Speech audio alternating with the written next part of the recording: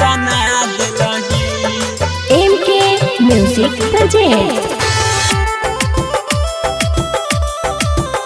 हमरा पगला बना देलही। दिल हमरा दुखा देलही, किया हमरा कना देलही।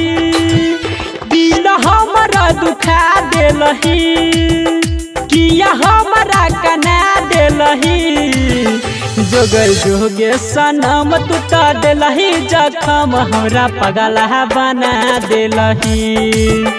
जोगै जोगै सनम तू त देलही जखम हमरा पगला बना देलही।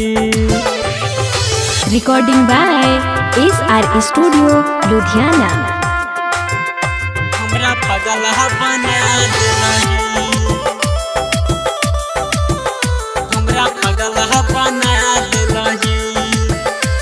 MK Music Project। सच कहै छियो मरतौ दीवाना, तोरा बिना निक लागै नै खाना। सच कहै छियो मरतौ दीवाना, तोरा बिना निक लागै नै खाना।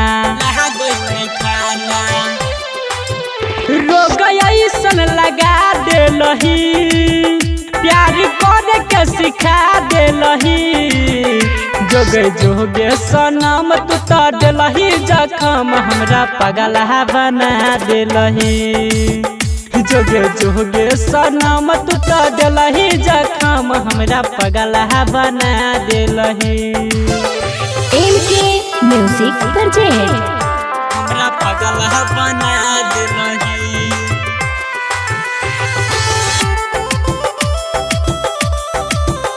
हमरा पगला बना देलही।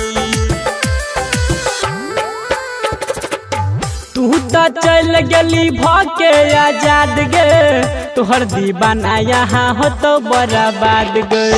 तू त चल गेली भके आजाद गे, तोहर रमन जी यहाँ होतो बर्बाद गे। जहर हमरा पिया देलही, तू त जियते मुआ देलही। जोगे जोगे सनम तू त देलही जखम हमरा पगला बना देलही। जोगे जोगे सनम तू त देलही जखम हमरा पगला बना देलही।